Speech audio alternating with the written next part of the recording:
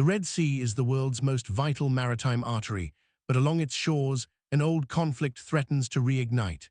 Two nations, Ethiopia and Eritrea, stand on a razor's edge, and the flashpoint is a single historic port, Assab. For landlocked Ethiopia, access to the sea is an economic necessity. For Eritrea, Assab is a hard-won symbol of sovereignty. The tension is palpable. To understand the present, we must look back. Assab has been a gateway for millennia, but its modern history began under Italian colonial rule. After Second World War, Eritrea was federated with Ethiopia, and Assab became Ethiopia's primary port. This lasted until 1993, when Eritrea gained independence after a brutal 30-year war. Ethiopia suddenly became landlocked. The subsequent 1998-2000 war, triggered by border disputes, cemented this separation, transforming the bustling port of Assab into a closed, strategic military asset for Eritrea.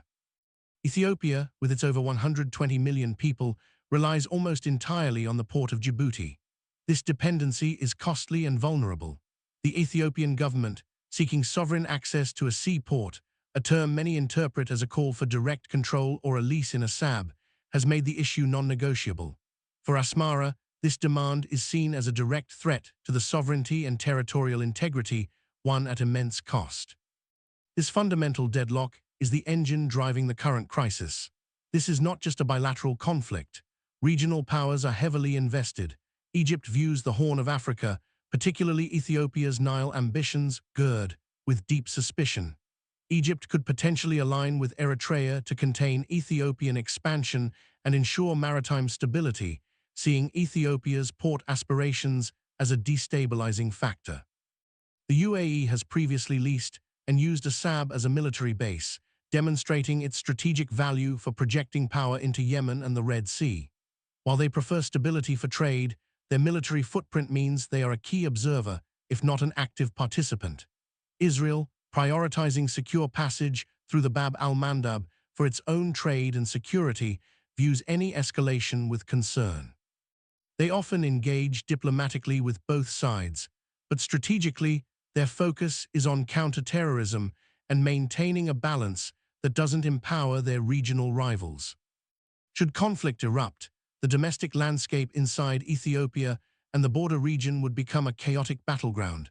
TPLF, Tigray People's Liberation Front, as they share a direct border with Eritrea and have historical animosity with the Eritrean regime, the TPLF could be a critical, albeit unpredictable, factor.